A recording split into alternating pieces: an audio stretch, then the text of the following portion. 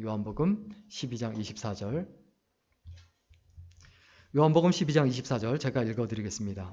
내가 진실로 너희에게 이르노니 한 알의 밀이 땅에 떨어져 죽지 아니하면 한 알 그대로 있고 죽으면 많은 열매를 맺느니라. 아멘. 오늘은 열매 맺는 인생이란 제목으로 함께 하나님의 말씀 나누겠습니다. 믿음의 사람은 인생을 도박처럼 여기지 않습니다. 내가 믿음이 있고 믿음의 사람으로 살아간다는 얘기는 인생이 도박이 아니에요. 잘 될 수도 있고 안 될 수도 있는 막연한 도박이 아니에요. 믿음의 사람의 인생은 확실히 분명히 잘 되게 되어 있습니다. 그런데 우리가 인생을 자꾸 도박처럼 생각해요. 잘 될 수도 있고 안 될 수도 있다. 그리고 내가 도박하는 것처럼 잘 됐으면 좋겠다라는 생각을 가지고 신앙생활해요. 그렇지 않습니다. 도박을 하는 그 카지노에 가면 세 가지가 없다고 합니다. 어떤 거 없죠? 하나는 뭐냐면 시계가 없습니다. 시계 보지 말라고. 시간 계산하지 말고 재지 말고 그냥 오직 뭐에만 집중해라? 도박에만 집중하라고, 게임에만 집중하라고 시계를 놔두질 않습니다. 그리고 또 이 카지노에 가면 없는 게 뭐냐면 거울이에요. 도박하다 보면 밤샘 자기 모습 보면 이게 추하거든요. 자기 추한 모습 보면 이게 내가 뭐 하는 건가 라고 생각해서 나가게 된다는 거예요. 그래서 거울이 하나도 없습니다. 그리고 또 카지노에 가면 세 번째 없는 게 뭐냐 하면 창문이에요. 밖을 못 보게 하는 거예요. 밖을 보면 나가고 싶거든요. 그래서 우리가 여기서 기억하고 생각해야 되는 부분이 있습니다. 사단의 그 전술과 전략이 똑같아요. 시간의 흐름을 못 보게 해요. 내가 가지고 있는 이 시간이 얼마나 소중하고 귀중한지 이것을 계속 놓치게 만들어요. 그리고 나서 나이가 들면 내 젊음이 언제 이렇게 지나갔지? 나중에 후회하게 되는 거죠. 또 이 사단이 어떤 전술과 전략을 사용합니까? 자기 자신은 못 보게 해요. 남만 보게 해요. 그래서 남 탓만 하게 해요. 누구 때문이다. 누구 때문이다. 그래서 서로 비난하고 비방하고 욕하게 합니다. 그리고 또 사단의 전술과 전략이 뭐냐 하면 세상이 지금 어떤 상태에 있는지 못 보게 해요. 사실 저는 메시지를 준비하고 설교하면서 굉장히 뚜렷하게 목표를 두는 게 있어요. 내가 듣기 좋은 설교가 아니라 달콤한 설교가 아니라 세상을 좀 봐야 된다. 세상이 어떻게 돌아가는지 봐야 된다. 예수 믿는 사람이 예수 믿는 사람답게 살아가기 위한 성경 지식은 이미 충분해요. 원수를 사랑하라. 내 이웃을 내 몸과 같이 사랑해라. 또 십계명 여러 가지 성경 지식 충분히 알고 있어요. 안식일을 기억하여 거룩히 지키라. 그런데 예수 믿는 사람이 모르는 게 뭡니까? 세상을 너무 몰라요. 예수님께서 우리에게 뭐라고 말씀하셨습니까? 너희는 세상의 빛과 소금이다. 그러면 세상의 빛과 소금으로서 살아가야 되는데 그걸 놓치는 거예요.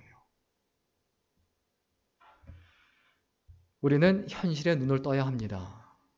그 얘기는 뭐냐 하면 하나님 말씀이 하나님 말씀으로 끝나면 안 된다는 거예요. 하나님 말씀을 듣고 야 좋다 이걸로 끝나면 안 된다는 거예요.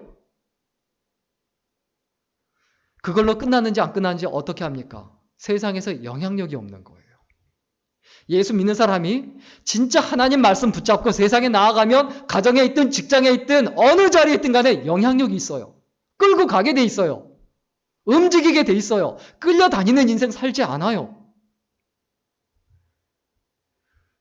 내가 어떤 존재인지 분명히 기억하고 생각해야 되는데 우리의 삶에서 가장 중요한 건 뭐냐면 내가 어떤 존재인지 어떻게 합니까? 열매로 알아요.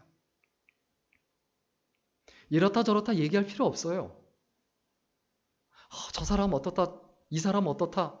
자기 기준에서 자기 관점에서 다른 목회자를 평가하고 다른 교회를 평가하고 다른 사람을 평가하고 여러 가지 할 수 있어요. 그런데 그런 것으로 내가 남을 평가하는 것으로 증명이 되는 게 아니고 내가 열매를 얼만큼 맺느냐. 이걸로 증명이 됩니다. 마태복음 7장 18절에서 20절까지의 말씀이 있습니다. 좋은 나무가 나쁜 열매를 맺을 수 없고 못된 나무가 아름다운 열매를 맺을 수 없느니라.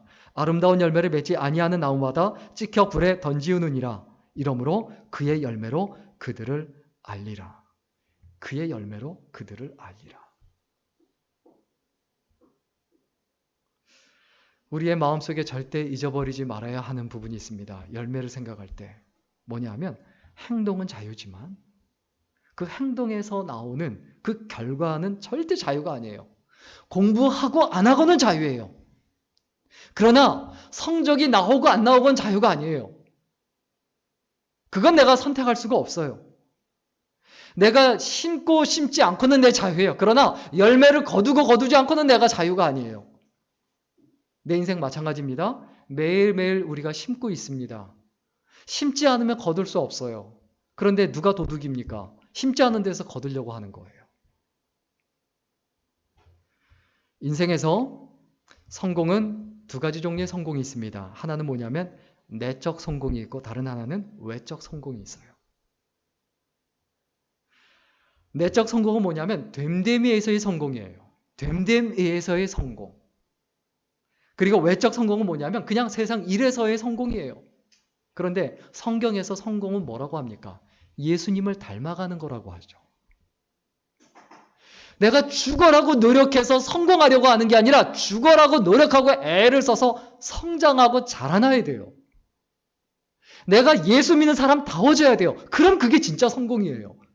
우리는 됨됨이에서 성공을 거두려고 해야 돼요. 봄이 오면 우리가 씨를 뿌려야 되는구나 라는 것을 알듯이 내가 씨를 뿌려야 할 때를 반드시 알아야 합니다. 그런데 우리가 무엇을 위해서 씨를 뿌리고 있습니까? 성공이 아니라 성장을 위해서 씨를 뿌리는 거예요. 성공하게 하는 건 성공할 수도 있고 안 할 수도 있고 그건 하나님의 뜻에 달렸어요. 사드락과 메삭과 아벳느고가 풀무불에 들어갑니다. 풀무불에 들어가서 살 수도 있고 그리고 죽을 수도 있어요. 그건 완전히 하나님의 권한이에요. 하나님의 영역이에요. 내 영역은 어디까지입니까? 풀무불에 걸어 들어가는 것까지예요. 내가 세상에 나아가는 것, 그리고 내가 이 세상에 살아가는 것, 이거 내가 하는 부분이에요. 그런데 살아가면서 내가 뿌리느냐 뿌리지냐 이거는 내가 하는 거예요. 그러나 거두고 거두지 못하는 건 하나님의 영역이에요. 그런데 우리의 성공은 뭡니까? 성장하기 위해서 예수님 닮아가기 위해서 뿌린 것. 사람을 보면 어떤 생각이 나야 됩니까? 내 친구를 보고 내 여자친구를 보고 남자친구를 보고 내 남편을 보고 내 아내를 보고 내 주위 사람들이 보면 주위 사람들을 내가 보면 어떤 생각이 납니까? 만약에 내가 내 아내를 보면서 짜증나는 일만 계속 생각이 난다. 인상 계속 써줘요. 빨리 잊어버려야 돼요. 티끌 모아 태산이에요. 안 좋은 거라도 안 좋은 게 계속 쌓이면 그 생각만 나요. 그게 결국 태산이 돼서 완전히 가로막혀요. 인간관계 똑같습니다. 내가 됨됨이에서 성공한다는 건 뭐냐면 작은 거 뿌리는 거예요. 아주 작은 거. 작은 말투, 작은 미소, 그냥 조금 참는 거, 좀 이해하는 것, 그리고 참아주는 것, 조금 견뎌주는 것. 근데 이게 쉽지 않다는 거죠. 그러면 우리가 이 땅에 살아가는 동안에 성공이 아닌 성장을 추구하는 사람의 전형적인 특징이 있어요. 오늘 성경 말씀이에요. 뭐라고 말합니까? 너는 하늘의 미랄이 땅에 떨어져서 이렇게 이야기하는데 내가 먼저 성공은 뭐냐면 내가 미랄이라는 내 인식, 자기 인식이 분명해야 돼요. 정체성이 분명해야 돼요. Who are you? 라고 물었을 때 그때 내가 미랄이다라는 것 이게 분명해야 돼요. 내가 미랄이 아니면 이게 삶이 소용이 없다는 거예요. 자, 그냥 쇳가루를 땅에 뿌려요? 그럼 그게 열매를 맺힙니까? 아니라는 거죠. 여러분 미랄이세요? 쉽게 얘기하면 내 안에 예수께서 계시냐는 얘기예요. 내 안에 예수께서 계시냐? 내 안에 예수께서 계셔야 내 안에 생명이 있는 거잖아요. 내 안에 예수께서 계시지 않으면 생명이 없는 거잖아요. 내 안에 생명이 없으면 나는 죽은 거잖아요. 그럼 나는 열매 맺을 수 없고 결국 내 몸뚱이가 늙어가듯 나이가 들어가듯 주름이 들어가듯 결국 썩어져서 그냥 그걸로 끝나는 거죠. 내가 썩어져서 다시 열매로 나타나는 게 아니고 인격으로 부활하는 게 아니고 내 나이 들어감이 인격으로 그리고 사람 됨됨이로 부활하는 게 아니고 그냥 죽어가는 것일 뿐이죠.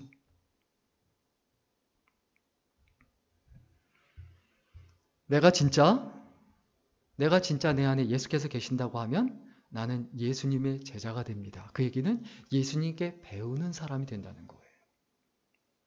내가 예수님께 배우는 사람이 됐다라고 하면 어떤 일이 일어납니까? 다른 사람이 나한테 배워요. 나한테 배울 게 있느냐 없느냐 이걸 분명히 생각해 봐야 돼요.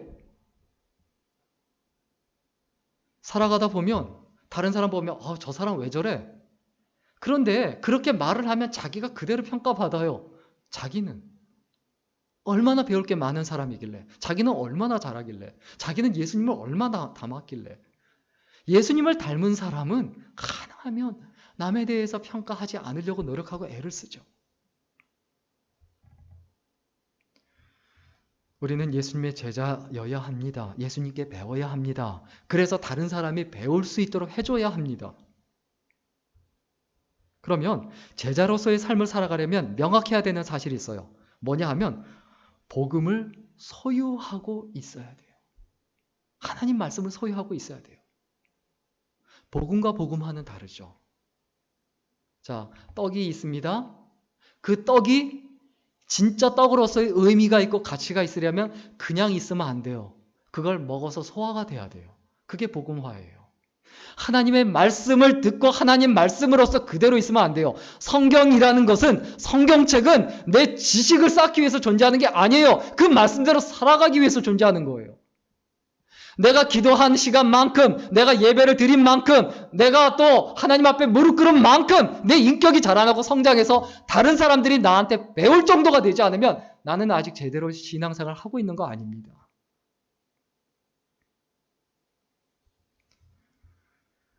내가 복음을 소유했는가? 그것은 내가 미랄인가 아닌가? 이 질문과 똑같은 질문이에요.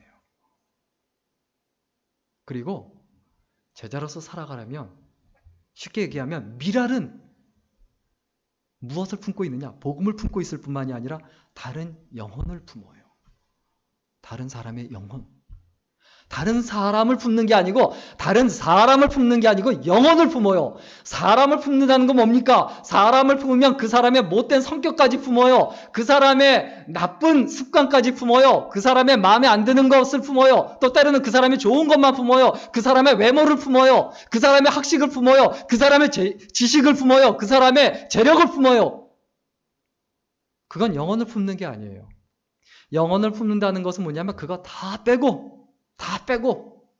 그 사람의 좋은 거든 나쁜 거든 다 빼고 그 사람의 영혼, 하나님께서 만들어 놓으신 그 영혼만을 보는 것, 그 영혼을 품는 것, 있는 그대로를 귀하고 소중하게 여기는 것, 이 사람이 미랄이에요. 내가 뭘 품고 있습니까? 많은 사람들이 돈을 품고 살아갑니다. 많은 사람들이 쾌락을 품고 살아갑니다. 뭐 어떻게 하면 재밌는 거 없을까? 매일 그 생각하며 살아가요.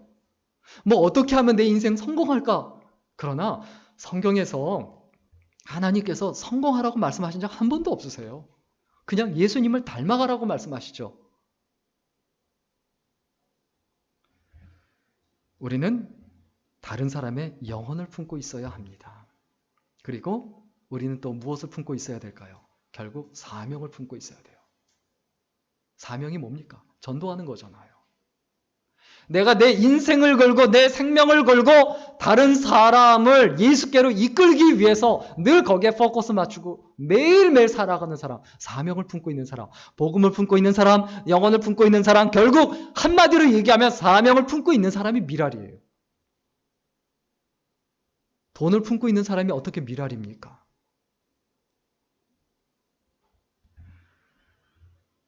평양의 그 민족적 식신을 일깨워주고 가르쳐준 오산학교를 세운 남강 이승훈 선생님 아마 다 아실 겁니다. 이승훈 선생님은 그 당시 평양에서 제일 가는 부자였습니다. 그런데 이분이 예수 그리스도를 믿고 민족 정신을 일깨워줘야 되겠다라는 생각을 갖게 돼요. 하나님의 사람은요, 하나님의 백성은 자기 민족을 사랑해요. 한국 사람은 한국 사람을 사랑하게 돼 있어요. 진짜 믿음의 사람은요. 왜 그런지 아세요? 하나님께서 한국 사람으로 태어나게 하신 것은 한국 사람을 책임지라고 태어나게 하신 거거든요. 한국 사람이 미국 사람 책임지라고 만들어진 게 아니에요. 존재하게 된 게 아니에요. 그래서 자기 민족을 사랑하게 돼 있어요. 그래서 신앙이 좋은 분들 보세요. 성경의 모세를 보세요. 다 자기 민족을 사랑해요. 그래서 이 남강 이승훈 선생이 내가 내 민족을 위해서 무엇을 할까? 그래서 자기 재산을 다 들여서 평양에 오산학교를 세워서 거기서 뭐 조만식 선생이라든지 위대한 민족의 지도자를 그냥 끊임없이 배출을 합니다. 이분이 앞장서서 한 일이 있습니다. 그게 뭐냐면 이분이 담당하는 교장 선생님인데 학교에서 담당한 일이 뭐냐면 화장실 청소예요. 화장실 청소. 그리고 화장실 청소를 하고 있는 학생들, 화장실 청소를 하고 있는 모습을 학생들이 보면 그 학생들과 눈이 마주치면 꼭 이런 말을 했다고 해요. 뭐냐 하면 늘 결애를 위하여 걸레질하는 마음을 잊어버리지 마라. 늘 걸레질을 하면서 결애를 위해서 내가 내 결애를 위해서 일하고 애쓴다라고 생각하고 하라는 거예요. 이승훈 선생이 그 유기점에서 그릇을 파는 유기점에서 점원으로 일할 때 주인이 그에 대해서 평가한 말이 있습니다. 뭐냐 하면 그는 일을 시킬 필요가 없는 사람이다. 다 알아서 한다. 이런 사람이 지도자가 되는 거예요. 이런 사람이 리더가 되는 거예요. 일을 시킬 필요가 없는 사람이 있고 일을 시키면 안 되는 사람이 있어요. 하는 일마다 망쳐놓고 하는 일마다 말아먹고 하는 일마다 안 되는 인생이 있어요. 우리가 어떤 인생이 돼야 됩니까? 마이너스 인생이 돼야 됩니까? 플러스 인생이 돼야 됩니까? 내가 누군가하고 만났으면 그 사람한테 내가 플러스가 되려고 해야 되지 그 사람 옆에 있으면 계속 마이너스 시키는 사람이 있어요. 어떤 사람들입니까? 남의 거 계속 뺏어가는 사람이 있어요. 정말 한국에 그런 사람, 물론 세계에도 많지만 그런 사람 많거든요. 그리고 내가 누구한테 플러스를 시켜준다, 늘 주려고 한다. 그럼 그 옆에 붙어서 그것만 계속 빼가는 못된 사람이 있을 수 있어요. 과연 그 사람이 예수 믿는 사람일까요? 그 사람이 진짜 미랄일까요? 미랄입니까? 기생충입니까? 표현이 좀 과격했나요? 예수 믿는 사람이 미랄로 살아야 되는데 기생충처럼 살아가려고 한다는 거예요. 쉽게 먹고 쉽게 얻고 쉽게 살아가고 그냥 재미 즐거움만을 위해서 달콤한 것만을 위해서 살아가는 것. 남한테 전혀 도움이 안 되는 그런 기생충과 같은 인생이 있죠. 이 남강 이승훈 선생의 비석에는 이런 말이 쓰여져 있습니다. 일생을 남을 위해 살았고 자기를 위해서는 아무것도 한 것이 없는 사람이다. 우리의 비석에 뭐라고 쓰여 있어야 합니까? 오늘 좀 이 세 가지 질문을 함께 나누고 싶습니다. 주위에 있는 사람들에게 항상 무슨 말을 할 것인가? 그게 나예요. 내가 항상 하는 말, 항상 반복해서 하는 말, 항상 끊임없이 하는 말, 그게 나예요.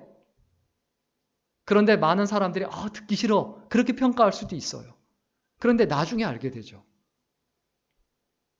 내가 항상 하는 말이 무엇인가? 내가 항상 하는 말이 내 속에 가득 차 있는 거예요. 주위에 있는 사람에게 항상 뭐라고 하시겠습니까? 그리고 주위에 있는 사람에게 항상 어떤 평가를 받으시겠습니까? 내가 남을 평가할 줄만 알지 내가 평가받고 있다는 사실을 잊어버려요.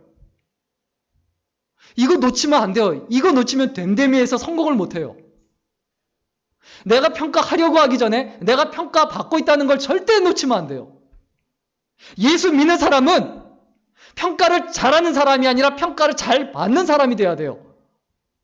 그러나 평가를 잘 받으려면 어떻게 됩니까? 잘 분별해야 돼요. 옳은 것과 옳지 않은 것. 그런데 예수 믿는 사람이 정말 한심하게 살고 답답하게 사는 부류가 있습니다. 어떤 이유입니까? 싫고 좋은 것에 목숨 거는 거예요. 싫어. 짜증나.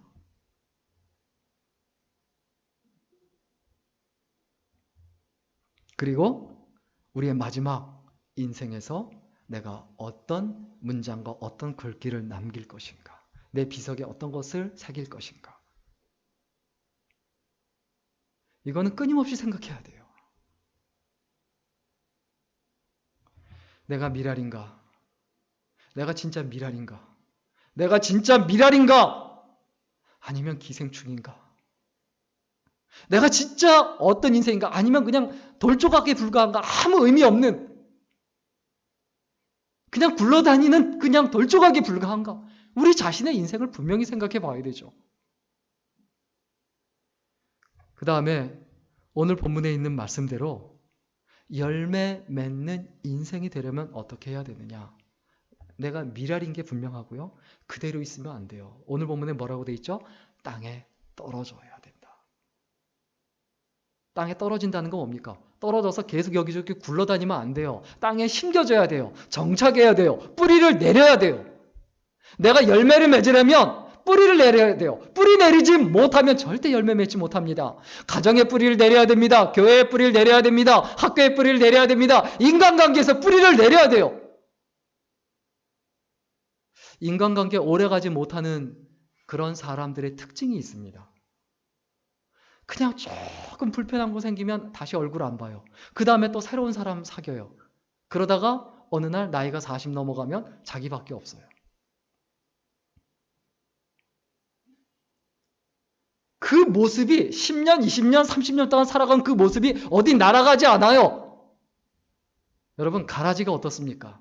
알곡과 가라지가 있는데 가라지는 여기저기 바람 훅 불면 이리 날아가고 저리 날아가죠. 내가 진짜 내 인생에서 뿌리를 내리려면 내 가정에 뿌리를 내려야 되고 남의 가정에 뿌리 내리면 큰일 나죠. 교회도 마찬가지입니다. 내 교회가 분명해야 되고 교회에 뿌리를 내려야 돼요. 교회에 뿌리 내리지 않으면 그 교회에서 절대로 열매를 맺을 수가 없죠. 하나님께서 우리에게 가정의 뿌리를 내리고 교회의 뿌리를 내리라고 하셨어요. 이게 땅에 떨어지는 거예요. 이게 정착이에요. 그리고 살아가는 세상에 뿌리를 내려야 합니다. 지금 살아가는 세상에 대해서 한국 사회 왜 이 모양 이 꼴이야? 살기 너무 힘들어 욕하면서 그냥 이민 갈 생각만 하고 늘 불평 불만에 쌓여서만 살아가면 자기 인생 자기만 낭비하는 거예요. 믿음의 사람은 자기가 있는 자리에서 뿌리를 내리고 거기에서 최고의 존재가 됩니다. 성명희 씨의 이런 시가 있습니다. 좋은 것들 속에 좋은 것은 좋아 보이지 아니하고. 그쵸? 좋은 것들 속에 좋은 건 좋아 보이지 않아요. 다 똑같아요. 또 아름다운 것들 중에 아름다움은 아름답지 않아요. 다 아름다운데 뭐가 아름답습니까? 빛 가운데 있는 빛은 빛나지 않는다. 여기 지금 촛불 안주 켜놓으세요. 뭐 그렇게 의미가 있습니까? 아무 의미 없죠. 너는 가서 좋지 못한 것들 속에 가서 좋은 것이 되어라. 내가 좋은 사람이 되는 게 더 중요하지만 세상의 빛이 어떻습니까? 말 아래 두지 아니하고 말 위에 두나니 등경 위에 둔다고 했어요. 책상 밑에 두지 아니하고 책상 위에 둬요. 내가 세상의 빛이라면 어두운 곳에 가야 돼요. 내가 세상의 소금이라고 하면 썩고 더럽고 부패해지는 곳에 가서 내가 그 부패해지고 더러워지는 것을 막을 수 있어야 돼요. 너는 저기 저곳 가서 너의 아름다움을 나타내고 너는 빛이 없는 곳에 가서 빛을 비추어라. 향기 없는 저곳에 너는 가서 향기 되어 풍기면서 너의 일을 다하라. 내가 있어야 될 자리가 어딘가 분명히 생각해야 합니다.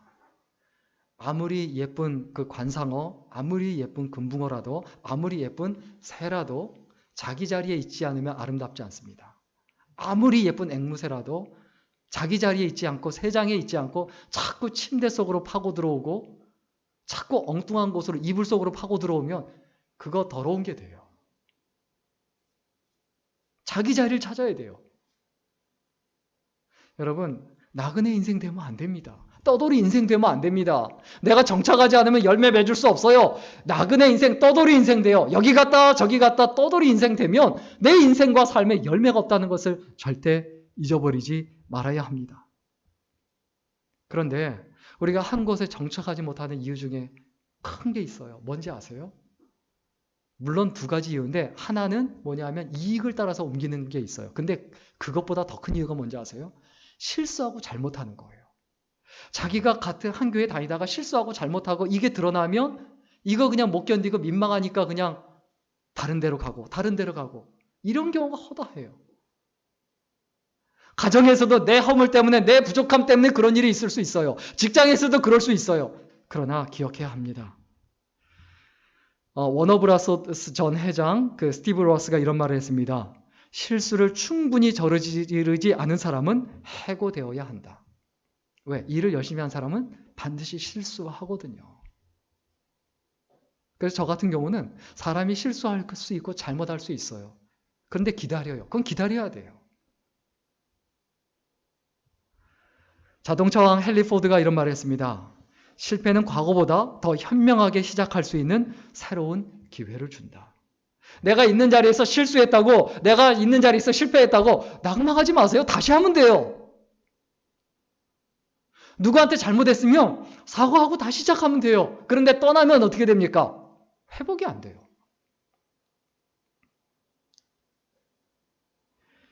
IBM의 그 $10,000,000를 손해를 입힌 그 관리자가 사직서를 냈다고 하니까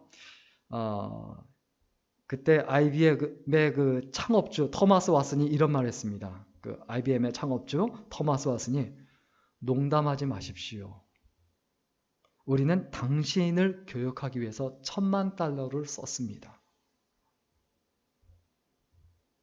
한국은 어떻게 합니까? 좀 실수하고 잘못하면 그냥 경질이에요. 기회를 주고 기다려야 돼요. 혼다 자동차 창업주 소이치로가 이런 말을 했습니다. 성공은 반복되는 실패와 자기 반성을 통해서만 이루어질 수 있다. 있는 자리에서 실수했다고 실패했다고 잘못했다고 낙망하지 마십시오. 괜찮습니다. 사람은 원래 그래요. 사람은 완벽하지 않아요. 하나의 과정일 뿐이에요. 중요한 건 뭡니까? 실수를 하지 않을 수는 없는데 같은 실수를 되풀이하지 않는 거예요. 같은 실수. 사람이 실수는 할 수 있는데 똑같은 실수를 계속해서 반복한다. 그건 실수가 아니에요. 그건 원래 그 사람이에요.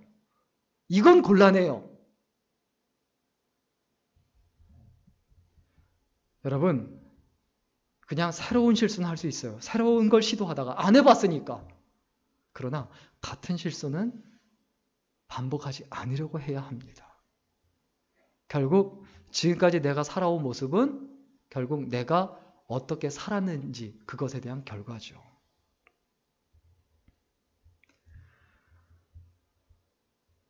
나 자신에게 할 수 있는 최고의 대우는 뭡니까? 어떤 사람은 그래요. 나는 소중해. 자기가 껴안고 나는 너무 소중해. 거울 보면서 계속 그래요. 근데 나 자신에게 할 수 있는 최고의 대우는 뭐냐면 다른 사람한테 잘해주는 거예요. 그러면 나만 나한테 잘해줄 수 있는 게 아니라 다른 사람도 나한테 잘 대접해 주거든요. 이게 황금률이잖아요. 대접받고자 하는 대로 대접하라. 그러면 어떤 결과가 오죠? 다른 사람이 나를 잘 대접하죠. 이게 뿌리 내리는 비결이에요. 여러분, 나한테 좋은 얘기해주고 나한테 잘해주는 사람하고 멀어질 이유 없어요. 나한테 잘해주고 친절하게 해주는데 내가 뭐 좀 다른 게 부족하고 약하더라도 나를 마다할 이유나 필요가 없어요. 사람은 결국 잘해주는 사람한테 결국 끌리게 돼 있습니다. 그게 사람 마음이에요. 여러분, 우리 예수 믿는 사람이 좀 골개미가 있어야 됩니다. 이 골개미가 뭐냐면 처음 봤을 땐 그냥 별로예요. 근데 보면 볼수록 괜찮은 사람. 이게 됨됨이에서의 성공이거든요. 이게 언제 나타납니까? 한 자리에 꾸준히 가만히 있어야 그게 가능하지. 여기 갔다 저기 갔다 하는데 뭐 그걸 어떻게 합니까? 있다가 떠나고, 떠나면 떠난 사람에 대해서 좋은 얘기 나올까요? 나쁜 얘기 나올까요? 말하고 싶진 않습니다. 좋은 얘기 별로 안 나오죠. 그리고 서로 어떻게 합니까? 누군가 떠났다. 그러면 서로를 합리화하기 위해서 욕하게 돼 있어요. 나는 거기를 떠날 수밖에 없다라고 생각해서 거기를 욕하고, 또 그 자리는 그 떠난 사람이 잘못됐다라, 내가 옳다라고 말하기 위해서 욕할 수밖에 없어요. 이게 사람 사는 원리예요. 정착하지 못한다. 결국 사람은 어떻습니까? 내 편을 들게 돼 있어요. 누가 내 편입니까? 같이 있는 사람이 내 편이에요. 나하고 같이 안 있는데 무슨 내 편이에요? 땅에 떨어진다는 게 무엇입니까? 정착한다는 게 무엇입니까? 열매 맺기 위한 과정입니다. 때로는 그 과정에서 냄새가 날 수도 있고, 아플 수도 있고, 다칠 수도 있고, 부딪힐 수도 있어요. 괜찮습니다. 그게 과정입니다. 마지막으로 열매 맺기 위해서 어떻게 해야 됩니까? 열매 맺는 인생이 되려면 어떻게 해야 됩니까? 미라림을 분명히 해야 되고, 땅에 떨어져서 그 다음에 어떻게 해야 될까요? 땅에 심겨져서 썩어야 되죠. 썩는다는 건 뭡니까? 헌신이에요. 희생해야 돼요. 헌신하지 않고 희생하지 않고 사랑할 수 있습니까? 정착할 수 있습니까? 칭찬받을 수 있습니까? 말씀대로 살 수 있습니까? 세상적인 성공을 하는데도 희생과 헌신 없이 못해요.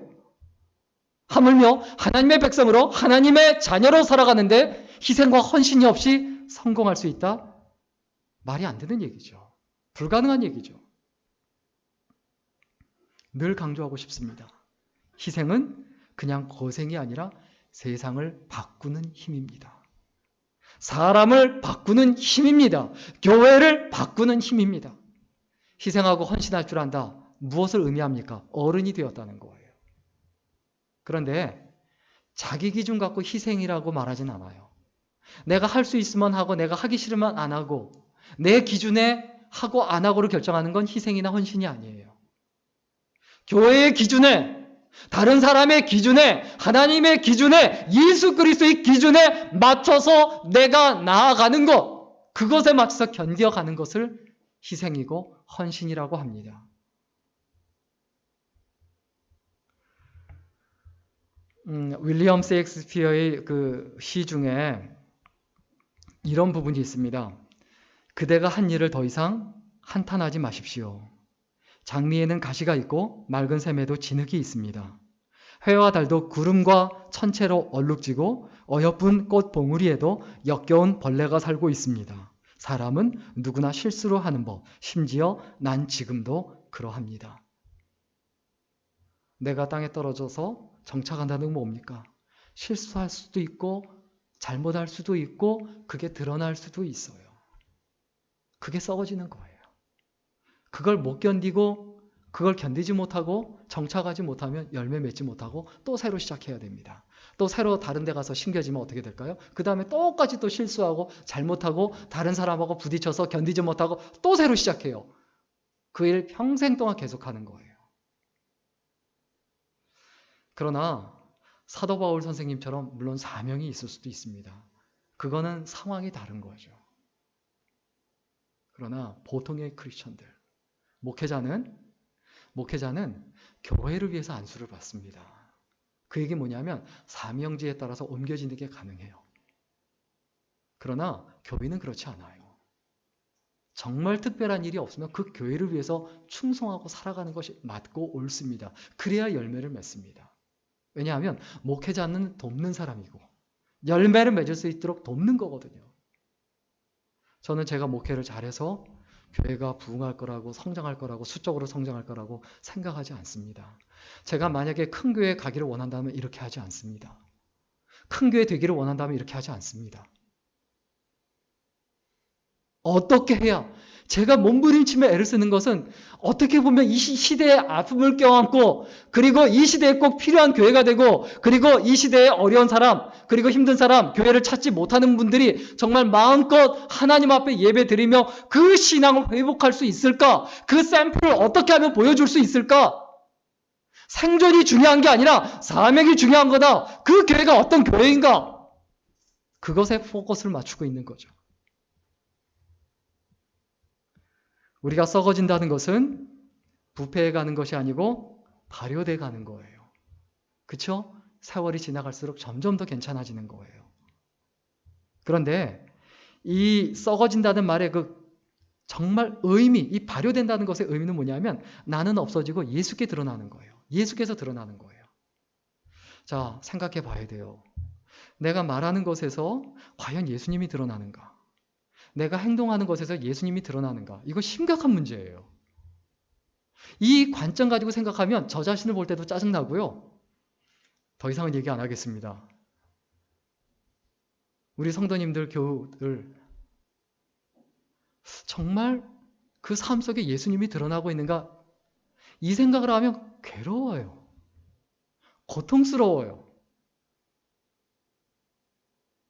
나 자신도 감당 못하는데 목사라고 해서 교회 전체를 생각하고 성도님들 전체를 생각하다 보니까 괴로운 거예요. 힘겨운 거예요.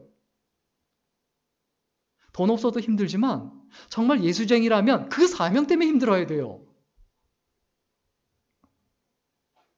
썩어진다는 건 또 무엇입니까? 예수를 드러내고 그리고 다른 사람들과 어우러지는 거예요. 예수님을 드러낸다라고 해서 다른 사람하고 말 섞지 않고 고고하게 가만히 눈 감고 있고 아주 거룩한 건지 거룩한 척하는 건지 그렇게 앉아있다 저기 가고 걸음걸이도 천천히 걷고 과연 그게 어우러지는 걸까요? 정말 예수 믿는 사람이라고 하면 좀 부딪힐 수도 있고 말도 좀 안 맞을 수도 있고 이렇게 하면서 조금 계속해서 성장해 가는 거죠. 그리고 결국 진짜 썩어진다는 건 뭡니까? 나로 인해서 주변이 살아나야 돼요. 다른 사람이 살아나야 돼요. 자, 내가 기분 좋은 게 더 좋습니까? 다른 사람이 기분 좋은 게 더 좋습니까? 이게 내 상태거든요.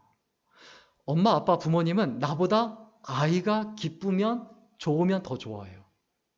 똑같아요. 그래서 사도 바울이 아비의 심정으로 모두를 대했다고 했어요. 그게 성숙한 신앙이에요.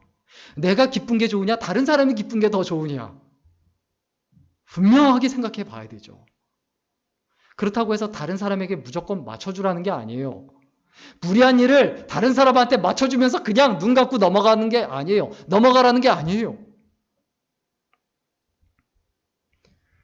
우리는 미랄입니다. 그리고 땅에 떨어져야 합니다. 뿌리를 내려야 합니다. 그리고 그 자리에서 썩어질 줄 알아야 합니다. 헌신할 줄 알아야 합니다.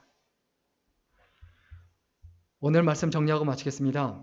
어느 왕이 두 신하에게 아주 왕에게 충성한 두 신하에게 이렇게 이야기를 합니다. 막대기를 하나씩 줄 건데 저게 비어있는 빈 땅이 있다. 나라 땅이긴 하지만 그냥 놔둔 땅이 있는데 이 막대기로 줄을 긋는 만큼 주겠다. 그러니까 그 말을 듣자마자 한 신하는 그걸 잡고 죽어라고 달리죠. 갑자기. 그래서 겨우 돌아왔는데 힘들어서 죽었죠. 근데 다른 한 사람은 뭐라고 하냐면 왕이시여 나는 이 땅이 필요 없습니다. 왕의 신하로 사는 거 충분합니다. 그리고 왕에게 충성할 수 있었던 것만으로도 정말 행복합니다. 그때 그 왕이 어떻게 했을까요? 이 땅 다 너 가져. 그리고 다른 거 그냥 온갖 그냥 금은보화 다른 것까지 다 얹어주죠. 너희는 먼저 하나님의 나라와 의를 구하란 말의 그 의미가 무엇인지를 분명히 생각해 봐야 합니다. 누군가를 정복할 수 있는 사람은 강한 사람이지만 자기 자신을 정복할 수 있는 사람은 위대한 사람입니다. 위대한 사람. 예수 믿는 사람은 강해지려고 하지 말고 위대해지려고 해야 합니다. 출세하려고 하지 말고 성공하려고 하지 말고 위대한 인생이 되려고 해야 합니다. 무엇을 위해서 살아갑니까? 잎사귀만 무성해서 막 그럴듯해 보이고 그런 잎사귀만은 그런 인생을 위해서 삽니까? 아니면 잠시 있다가 없어지는 그 꽃과 같은 삶을 추구하고 있습니까? 화려하죠. 예쁘죠. 금방 그 꽃 떨어지거든요. 그러나 열매를 위해서 살아가는 사람은 잎이 무성하지 않아도 가난해도 지위가 없어도 상관없어요. 꽃이 피었다가 떨어져도 상관없어요. 왜? 잎이 지고 꽃이 떨어진다라는 것은 곧 무엇을 의미하기 때문이죠? 곧 열매가 열린다는 것을 의미하기 때문입니다. 무엇을 위해서 사십니까? 여러분, 열매라는 것은 열매 자체를 위해서 존재하지 않습니다. 열매는 사람에게, 다른 사람에게 다 내어주기 위해서 존재합니다. 예수께 다 내어드리기 위해서 존재하는 것이 우리들의 인생이어야 합니다. 내가 무엇을 위해서 사는가? 내가 어떤 것을 위해서 살아가야 하는가? 다시 한번 가슴 깊이 생각하고 한 알의 밀이 땅에 떨어져서 썩지 아니하며 한 알 그대로 있고 땅에 떨어져 썩으면 많은 열매를 맺느니라는 이 말씀을 기억하고 진정 이 시대에 아름다운 열매 맺는 30배, 60배, 100배 아름다운 열매 맺는 귀한 인생 그리고 소중한 인생이 될 수 있기를 간절히 축원합니다. 기도하겠습니다.